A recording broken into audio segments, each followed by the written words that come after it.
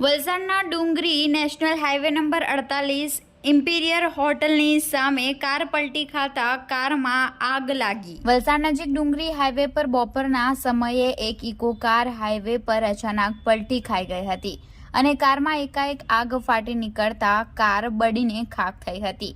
સદનસીબે કારમાં સવાર લોકો સમય સૂચકતા વાપરી કારમાંથી નીકળી જતા તેઓનો ચમત્કારી બચાવ થયો હતો અને આગ ઉપર કાબુ મેળવવા માટે વલસાડ ફાયર બ્રિગેડની ટીમ તેમજ 108 એમ્બ્યુલન્સની ટીમ દોડી આવી હતી। આ બનાવને પગલે હાઈવે પર ટ્રાફિક જામ થઈ જતા પોલીસે કામગીરી હાથ ધરી હતી।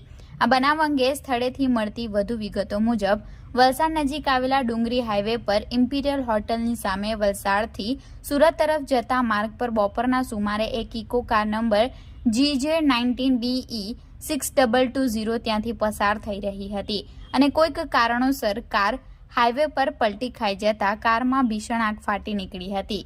સદનસીબે કારમાં સવાર કાર ચાલક કારમાંથી ઉતરી ગયા હતા અને ઇકો કાર CNG હોવાથી એકાએક કારમાં આગ લાગી ગઈ હતી અને થોડી જ ક્ષણોમાં આખી કાર બળીને ખાખ થઈ ગઈ હતી।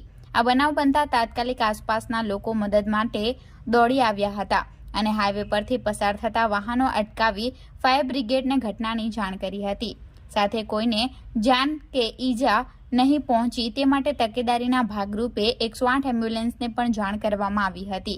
આ બનાવ બાદ હાઈવે પર ભારે ટ્રાફિક થઈ જતા ડુંગરી પોલીસ તાત્કાલિક સ્થળ પર પહોંચી આવી કામગીરી હાથ ધરી હતી અને આ બનાવમાં કારમાં સવાર તમામ લોકોનો ચમત્કારી બચાવ થયો હતો અને મોટી હોનારત થતા અટકી હતી।